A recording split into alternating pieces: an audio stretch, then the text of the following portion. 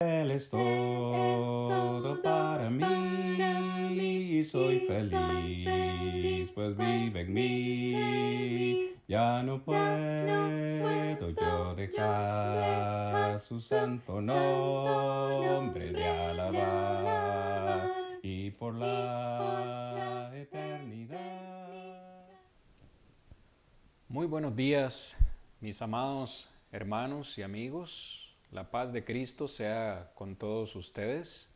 Su hermano, su amigo y servidor Cristian Vargas les saluda en esta mañana, dándole las gracias también a mis hermanos de Un Micrófono sobre la Biblia por esta invitación que le han hecho a este servidor en esta oportunidad para compartir con todos ustedes la bendita y preciosa palabra del Señor y para tratar un tema muy importante, un tema que es bastante trillado, un tema del cual siempre nos hacen preguntas aquellas personas que nos visitan en nuestras congregaciones de la Iglesia del Señor, de la Iglesia de Cristo. Una de las primeras y más grandes diferencias que encuentran nuestros visitantes es que en la Iglesia del Señor no utilizamos instrumentos mecánicos, instrumentos musicales en nuestra adoración. Y siempre surge la pregunta del por qué nosotros como iglesia no utilizamos instrumentos, siendo que en la mayoría de las otras iglesias se tiene por lo menos un órgano, una batería, una guitarra, etc. Agradezco de todo corazón una vez más a todos los hermanos de Un Micrófono sobre la Biblia por invitarme en esta mañana a compartir este tema con ustedes. Es un tema bastante hermoso, bastante complejo. Espero que el tiempo nos alcance en esta mañana para poder compartir con ustedes algunas ideas que quiero transmitir en esta mañana. Que la honra y la gloria sean para nuestro Dios hoy y siempre. Yo quiero empezar en esta mañana, si me lo permiten, compartiendo con ustedes las palabras del escritor a los Hebreos en el capítulo 1, versículos 1 y 2. Dice así la palabra del Señor: Dios, habiendo hablado muchas veces y de muchas maneras en otro tiempo a los padres por los profetas, en estos postreros días nos ha hablado por el Hijo, a quien constituyó heredero de todo y por quien, asimismo, hizo el universo. Palabra del Señor. He querido dar inicio en esta mañana a esta meditación, a este estudio, leyendo estos dos versículos. Principalmente, hermanos y amigos, porque todo buen estudiante de la palabra del Señor debe reconocer que nuestro Dios, el Padre Celestial, ha hablado, como dice el escritor a los hebreos, muchas veces y de muchas maneras en otro tiempo a los padres de la fe por los profetas. Todo buen estudiante de la palabra del Señor necesita reconocer que por lo menos en términos de tiempo, la palabra del Señor se divide por lo menos en tres periodos. Primero el periodo o la era patriarcal, que fue el tiempo donde Dios hablaba directamente a los padres de la fe, Abraham, Isaac, Jacob. Asimismo habló con Noé y les hablaba directamente, ¿no? Les decía cada uno de los mandamientos y los estatutos que él quería que se obedecieran de una manera directa. Estamos hablando en el periodo patriarcal. Luego es importante reconocer que está la era mosaica. En esta oportunidad o en esta era Dios hablaba directamente con Moisés, quien Moisés fue el mediador entre el pueblo de Israel y Dios. Así que Dios hablaba directamente con Moisés y Moisés transmitía ese mensaje al pueblo. Asimismo, en este periodo Dios habló directamente a los profetas, a todos ellos, y les reveló su palabra y ellos la dejaron escrita para cada uno de nosotros. Y el escritor a los Hebreos en el capítulo 1 que acabamos de leer nos deja claro en el versículo 2 que en estos postreros días Dios nos ha hablado por el Hijo, a quien constituyó heredero de todo y por quien asimismo hizo el universo. Ahora nosotros estamos en la era cristiana y en esta era el mediador es Cristo. Ya Dios de antemano, cientos de siglos antes, había profetizado a través de Jeremías capítulo 31, versículos 31 en adelante, que Él establecería un nuevo pacto. De hecho, el mismo escritor a los Hebreos, acá en el capítulo 9, verso 15, nos dice: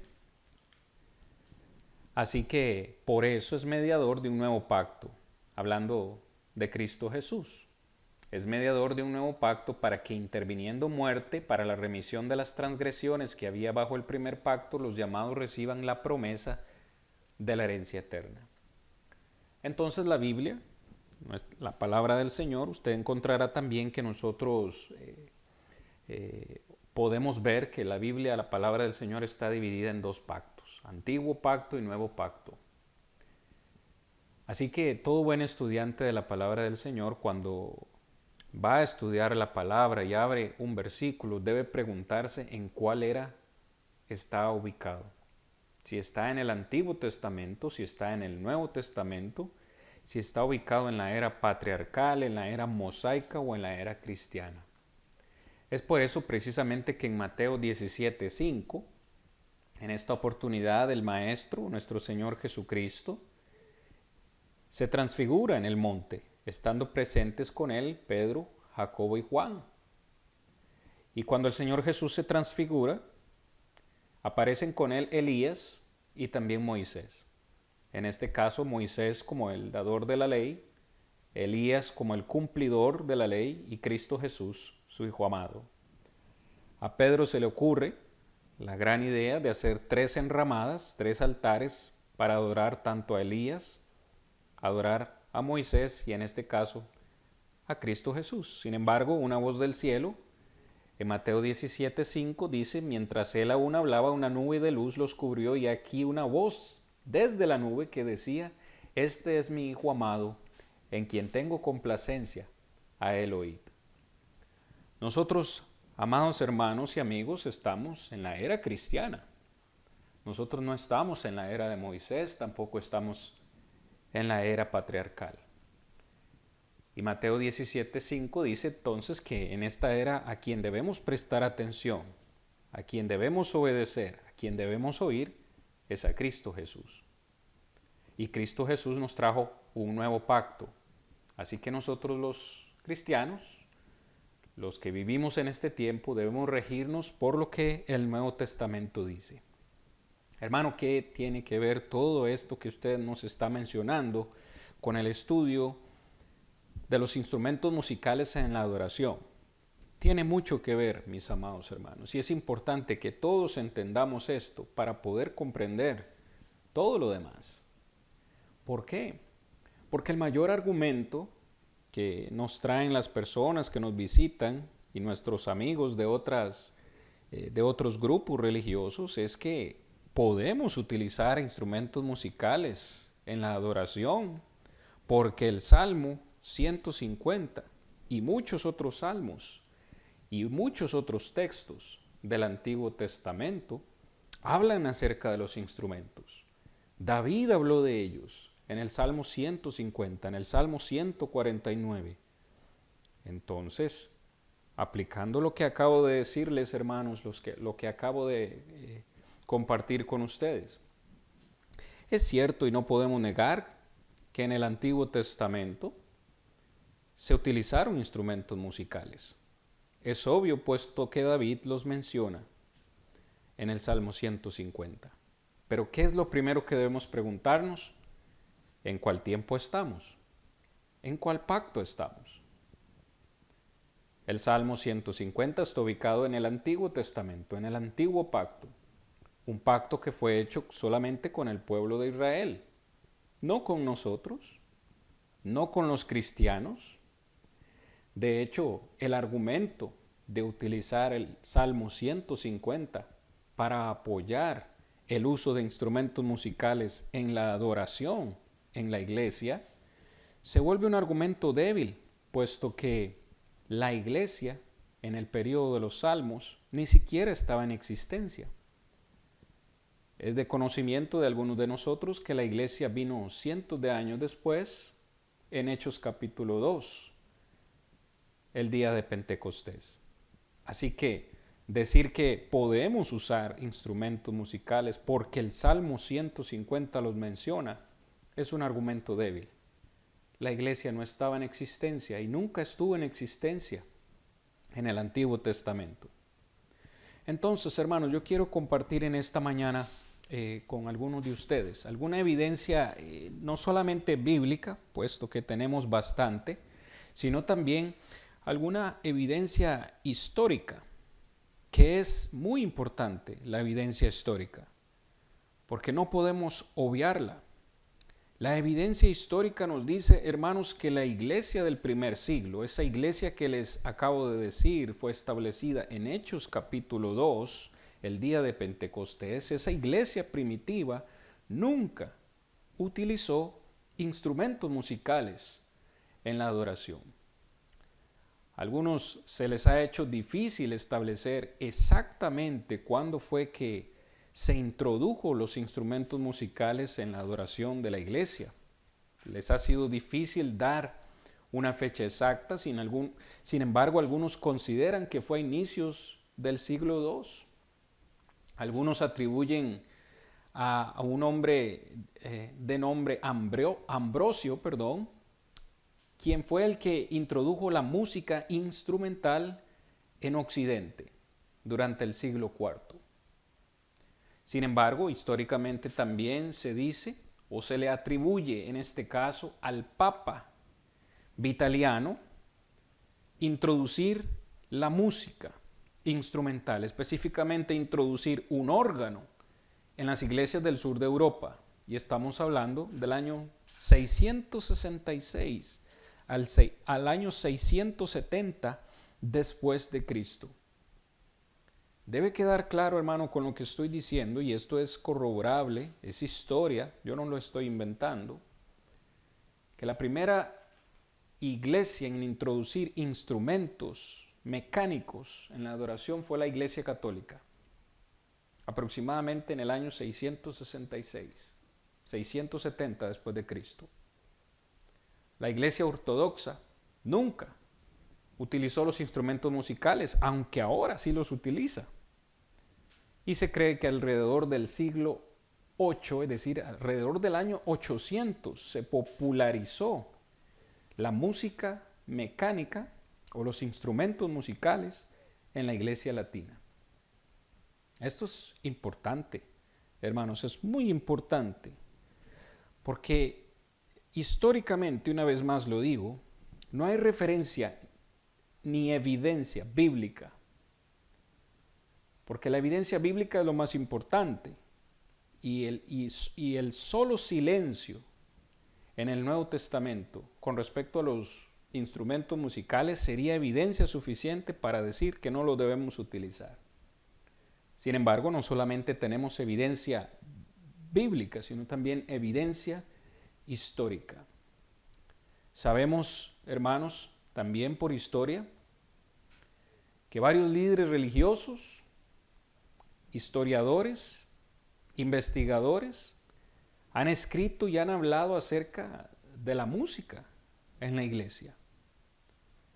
Muchos hombres y reformadores, aquí tendríamos que dedicar tiempo a hablar del periodo de la Reforma y aspectos que estos hombres reformadores de la iglesia encontraron con anomalías, entre ellos el bautismo, entre ellos la práctica de la cena del Señor, si debía ser semanal, mensual, anual, ¿cuándo?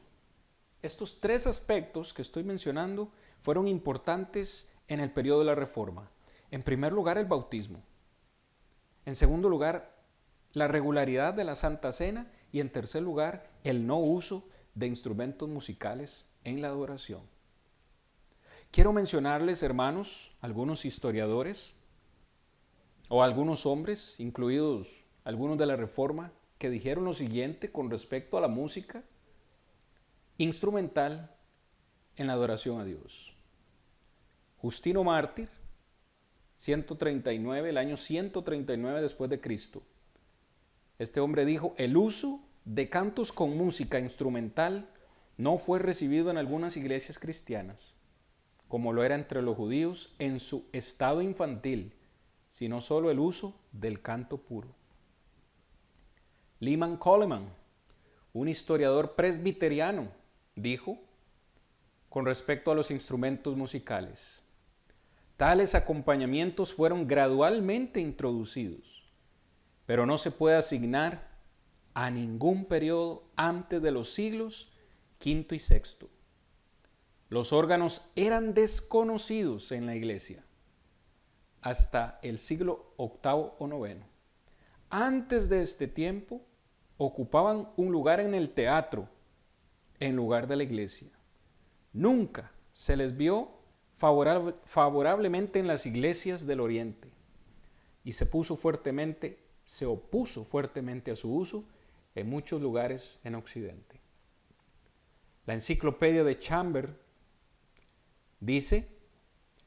se dice que el órgano se introdujo originalmente en la música de la iglesia por el Papa Vitaliano I en el año 666. Martín Lutero, conocido fundador de la iglesia luterana, dijo lo siguiente con respecto a los instrumentos: el órgano en la adoración a Dios es una insignia de Baal. Juan Calvino, importante fundador del presbiterianismo, dijo: los instrumentos musicales en la celebración de la alabanza a Dios no son más que algo similar a quemar incienso, encender lámparas y la restauración de otras sombras de la ley. Juan Wesley, fundador del metodismo, dijo lo siguiente: no tengo ninguna objeción a los instrumentos musicales en nuestras capillas, siempre y cuando no se escuchen ni se vean. O sea, ¿para qué las vamos a tener? Y es importante, hermanos, porque cada uno de estos hombres que les estoy mencionando se opusieron al uso de instrumentos musicales. Sin embargo, estos grupos religiosos hoy en día utilizan instrumentos musicales en su adoración. Carlos Spurgeon, el mejor predicador que ha tenido la iglesia bautista, dijo lo siguiente cuando se le preguntó por qué no se usaban instrumentos en el culto, y citó 1 Corintios 14:15, donde dice que debemos orar con el espíritu y el entendimiento y cantar también con el espíritu y el entendimiento. Luego él agregó y dijo: si yo hiciera eso, utilizar instrumentos para cantar, solo faltaría que también orara a Dios con alguna maquinaria o usar algún instrumento a la hora de orar, lo cual es absurdo. Sin lugar a dudas, uno de los más grandes reformadores de la iglesia, del movimiento de restauración, Alexander Campbell, un gran hombre, un gran predicador, con gran impacto en el tiempo de la Reforma, hablando acerca de los instrumentos musicales, dijo: así que esos que no tienen devoción real o espiritualidad en ellos, y aquellos quienes llevan la naturaleza animal bajo la opresión del servicio de la iglesia, en mi opinión, la música instrumental no sería solo un desideratum, sino un requisito esencial para encender sus almas hasta la devoción animal. Pero presumo que para todos los cristianos con mentes espirituales, tales ayudas les serían lo mismo que sería una campana de vaca en un concierto. Hermanos, tiempo nos faltaría para meditar acerca de estos aspectos importantes históricos. Hombres que están de acuerdo en sus estudios, historiadores que están de acuerdo en que los instrumentos musicales nunca se utilizaron en la iglesia primitiva. Fueron agregados cientos de años después. en este caso por la Iglesia Católica, y otros grupos religiosos comenzaron a copiar sus prácticas. Pero aún estos fundadores de estos grupos religiosos se opusieron y vieron los instrumentos musicales como algo carnal, algo no impuesto por Dios. Esto es digno de considerar. Ahora, les he presentado o he compartido con ustedes tan solo algunas frases de algunos hombres que históricamente han llegado a esta verdad. Pero lo más importante es compartir lo que la palabra del Señor dice. Porque tenemos evidencia, hermanos, una vez más, en el Nuevo Testamento. Dios, mis amados hermanos y amigos, nunca, y quiero que escuche con atención, nunca le ha dado al ser humano la libertad de decidir cómo adorarle. Dios siempre ha sido específico en cuanto a la adoración que Él quiere, la adoración que a Él le agrada. Nunca ha dejado espacios en blanco para que nosotros rellenemos. Siempre ha sido exacto. Así que si en el Antiguo Testamento Él fue específico y permitió que se le adorara con instrumentos, en el Nuevo Testamento es específico también al no mencionarlos. Por alguna razón Dios no los quiso en el Nuevo Testamento. Quiero mencionar y leer para todos ustedes en esta mañana algunos versículos que encontramos en el Nuevo Testamento que nos hablan acerca de la adoración. En Mateo 26:30, después de que Jesús termina de cenar con sus apóstoles, en esa última cena, dice, cuando hubieron cantado el himno, salieron al monte de los olivos. Cuando hubieron cantado el himno, salieron al monte de los olivos. ¿Se imagina usted cómo fue ese canto? Yo no creo que Jesús ni los apóstoles tuvieran una banda ahí, tuvieran algún tipo de instrumentos para adorar, en este caso, al Padre Celestial. Sin embargo, encontramos la frase o la palabra cantado el himno. Apliquemos, hermanos, y leamos bien cada palabra que encontramos en estos versículos. Por ningún lado se menciona un instrumento mecánico. Otro caso similar en Hechos 16:25, pero a medianoche, orando Pablo y Silas, cantaban himnos a Dios y los presos los oían. A medianoche, en la prisión, en la cárcel, después de haber sido azotados, Pablo y Silas cantaban himnos a Dios. Cuando usted lee el texto, estos hombres que eran puestos en la cárcel eran aferrados a cadenas tanto de pies como de manos. Era imposible, en primer lugar, que tuvieran un instrumento musical, y aunque lo hubieran tenido, era imposible que lo tocaran. Sus manos estaban amarradas a grilletes. Sin embargo, eso no les impidió cantar himnos a Dios y que los presos los oían. Lo lindo de estos textos, hermanos, es que nos demuestran que podemos alabar a Dios solamente con nuestra boca, con nuestra mente y con nuestro corazón. No necesitamos nada más, a pesar de la circunstancia, a pesar de la situación. En Romanos 15:9 dice la Escritura, y para que los gentiles glorifiquen a Dios por su misericordia, como está escrito, por tanto yo te confesaré entre los gentiles y cantaré a tu nombre. Cantaré a tu nombre. Una vez más, en 1 Corintios 14:15, el apóstol Pablo dice, ¿qué pues? Oraré con el espíritu, pero oraré también con el entendimiento. Cantaré con el espíritu, pero cantaré también con el entendimiento. El apóstol Pablo es claro en decirnos, hermanos y amigos, que exactamente lo mismo que yo necesito para orar es lo mismo que necesito para cantar. El espíritu y el entendimiento, nada más. Cualquiera que diga que necesita un instrumento para cantar, necesitará un instrumento para orar a Dios, lo cual no tiene sentido. Colosenses 3:16 dice la palabra de Cristo, more en abundancia en vosotros, enseñándoos y exhortándoos unos a otros con toda sabiduría, cantando con gracia en vuestros corazones al Señor con salmos e himnos y cánticos espirituales. Vemos qué es lo que debemos cantar. Dice que debemos cantar salmos, himnos, cánticos espirituales, pero menciona que debemos cantar con gracia. ¿Dónde? ¿O utilizando qué? ¿Cuál instrumento? Nuestro corazón.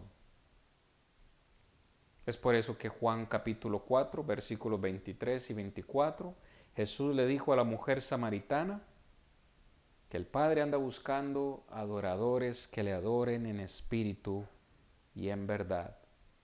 En espíritu se refiere al corazón del hombre y también de acuerdo a su verdad, o sea, de acuerdo a sus mandamientos. En Efesios capítulo 5, versículo 19, hablando entre vosotros con salmos, con himnos y cánticos espirituales, cantando y alabando al Señor en vuestros corazones. Una vez más, el escritor Pablo nos dice acerca de qué es lo que debemos cantar. Salmos, himnos, cánticos espirituales, cantando y alabando al Señor con el instrumento más importante, nuestro corazón. Algunos han querido sugerir, en base a este texto, que la palabra cantando, salo, en el idioma original, se refiere a puntear o a tocar, en este caso, cuerdas de un instrumento musical. Y han querido torcer la escritura para dar a entender que este mismo versículo nos da apoyo para usar instrumentos musicales. Sin embargo, si así fuera, no menciona específicamente cuál instrumento. Así que, una vez más, el argumento es pobre. Sí que es cierto que salos puede significar puntear, pero también puede significar cantar. Pero ellos quieren o quisieran cambiarlo para dar ese significado. Pero estoy seguro que no harían lo mismo con el Salmo 150. En Hebreos capítulo 2, versículo 12, la palabra dice, diciendo, anunciaré a mis hermanos tu nombre, en medio de la congregación te alabaré. En medio de la congregación te alabaré. Así como Hebreos 13:15, así que ofrezcamos siempre a Dios, por medio de Él, sacrificio de alabanza, es decir, fruto de labios que confiesan su nombre. Fruto de labios que confiesan su nombre. La alabanza a Dios debe ser vocal, debe ser una alabanza a capela, hermanos. Hasta el momento ningún versículo que hemos mencionado o que hemos citado menciona instrumentos musicales. ¿Está alguno entre vosotros afligido? Haga oración. ¿Está alguno alegre? Cante alabanzas. Santiago 5, en el versículo 13. Si estamos alegres debemos cantar alabanzas. Una vez más, hermanos, no encontramos registro en el Nuevo Testamento del uso de instrumentos mecánicos musicales en la adoración a Dios. Imagine una iglesia que está siendo perseguida en el primer siglo, que huían, se reunían a escondidas. ¿Cree usted que una iglesia que está siendo perseguida y que está huyendo de la persecución romana va a estar adorando a Dios con instrumentos musicales, haciendo un escándalo para dar a entender a dónde están ellos? No lo creo. La iglesia del primer siglo nunca utilizó instrumentos porque Dios nunca los mencionó, Dios nunca los autorizó. Hermanos, pero es que en Apocalipsis capítulo 5, versículo 8 y 9, y luego en Apocalipsis 14, 2 y 3, y aún en Apocalipsis 15, 2 y 3 se mencionan que cantaban un cántico nuevo, teniendo cada uno arpas y copas de oro. Ve que ahí se mencionan arpas, se mencionan instrumentos. Bueno, hermanos, tenemos también que entender que el libro de Apocalipsis o la carta de Apocalipsis es una carta simbólica. En primer lugar tenemos que entender eso, es una carta simbólica y que no está hablando de una adoración terrenal en la iglesia, sino que se está refiriendo a una adoración celestial. Y entendiendo que Apocalipsis es una carta simbólica, podemos ver que ahí mismo estaban ellos postrados delante del Cordero, estaban o tenían arpas, así mismo como copas de oro llenas de perfumes, cantaban un cántico nuevo y usa una expresión que dice que la voz del cielo era como ruido como de muchas aguas, como de un gran trueno. Apocalipsis 15 dice que vio un mar de vidrio mezclado con fuego. Entonces, si entendemos o interpretamos el arpa o los instrumentos como algo literal, todo lo demás tendría que ser literal. ¿De verdad ellos estaban de pie en un mar de vidrio mezclado con fuego? No. El lenguaje de Apocalipsis no es literal, perdón, es simbólico, así como lo es cada uno de los elementos en estos textos. El argumento se vuelve, una vez más, se vuelve pobre.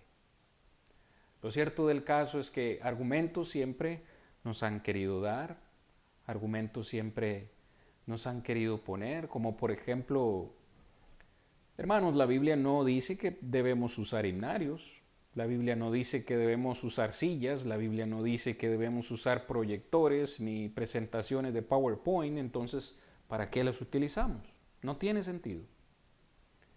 Bueno, también tenemos que usar un poco la lógica. ¿Estamos cambiando algo que Dios dijo o estamos ayudándonos con elementos para profundizar en lo que Dios dijo? No sé si me explico.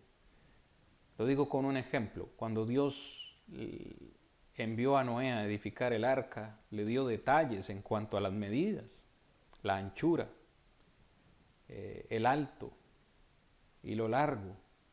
Le dio instrucciones con respecto a la madera, cómo iba él a impermeabilizar el arca, cuántas puertas, dónde iba a estar la ventana, cuántos aposentos, etcétera, etcétera. Detalles. Sin embargo, cuando leemos la historia, Dios no le dijo a Noé qué tipo de clavos usar, o qué tipo de martillos, o serruchos, cómo iba él a cortar la madera. Todos entendemos que Noé tuvo que haber utilizado una herramienta para cortar madera, clavos o martillo, no sé qué tipo de instrumento haya usado. ¿Hizo mal Noé en utilizar un serrucho, martillo y clavos porque Dios no le había dicho? O sea, no. Era algo que él necesitaba para completar el trabajo que Dios le dio. Entonces, al nosotros utilizar himnarios o presentaciones, proyectores, micrófonos, sonido, no estamos cambiando nada de lo que Dios dice, simplemente estamos utilizando elementos, herramientas que tenemos hoy en día para nuestra adoración vocal a Dios. Lo cierto del caso, hermanos y amigos, es que nosotros no tenemos autorización de cambiar lo que Dios ya ha establecido en su palabra en cuanto a la adoración. Yo quiero terminar en esta mañana, esta intervención, hermanos, recordando las palabras de Levítico, capítulo 10, versículos 1 al 3. Nadab y Abiú, hijos de Aarón, tomaron cada uno su incensario y pusieron en ellos fuego, sobre el cual pusieron incienso y ofrecieron delante de Jehová fuego extraño que él nunca les mandó. Y salió fuego de delante de Jehová y los quemó, y murieron delante de Jehová. Entonces dijo Moisés a Aarón: esto es lo que habló Jehová, diciendo: en los que a mí se acercan me santificaré, y en presencia de todo el pueblo seré glorificado. Y Aarón cayó. En esta historia encontramos, hermanos y amigos, lo terrible que es cambiar los elementos que Dios ha autorizado en su adoración. Nadab y Abiú, hijos de Aarón, el sumo sacerdote, un día vinieron a adorar a Dios y presentaron delante de Dios un fuego que Dios nunca les había mandado. Quizás ellos utilizaron el argumento que muchos nos dicen hoy en día: hermano, a mí me gusta más los cantos, o a mí me gusta más la adoración con instrumentos musicales. Muy bien, hermano, todos tenemos nuestros gustos, todos tenemos nuestras preferencias, pero también Dios las tiene. ¿Se ha detenido usted a preguntarse qué es lo que a Dios le gusta, qué es lo que a Dios le agrada? Nadab y Abiú presentaron ese fuego extraño y les costó la vida por hacer algo que Dios no había ordenado, que Dios no había mandado. Lo cierto del caso, hermanos, es que nosotros tampoco tenemos esa autoridad de hacer o de poner o agregar más elementos a algo que Dios ya ha establecido en su palabra. Sí, me puede gustar más. A mí me gustan los instrumentos musicales. Suena más bonito, dicen algunos. Es más espiritual. Se siente más alegría. Usted puede usar los argumentos que usted quiera, pero la adoración no es para nosotros. La adoración es para Dios. Y como es para Dios, tenemos que hacerlo de la manera que a Dios le gusta. Y ni en una sola parte del Nuevo Testamento encontramos un ejemplo aprobado, ni un mandamiento directo, ni siquiera algo para una inferencia necesaria del uso de instrumentos musicales. Así que mi exhortación en esta mañana es, hermanos y amigos, adoremos a Dios como Él se lo merece. Adoremos a Dios en espíritu y en verdad como Él nos ha mandado en su palabra, y no vayamos más allá de lo que está escrito, como Pablo le dijo a los Corintios en su primera carta. Les agradezco de todo corazón su ayuda, su apoyo en este ministerio. Agradezco a los hermanos por haberme invitado en esta mañana a compartir esta enseñanza con ustedes, y les deseo ricas y grandes bendiciones en Cristo Jesús. Su hermano Cristian Vargas les saluda una vez más y se despide, hermanos. Que Dios me los bendiga grandemente a todos. Hasta la próxima. Él es todo para mí y soy feliz, pues vive en mí. Ya no puedo yo dejar su santo nombre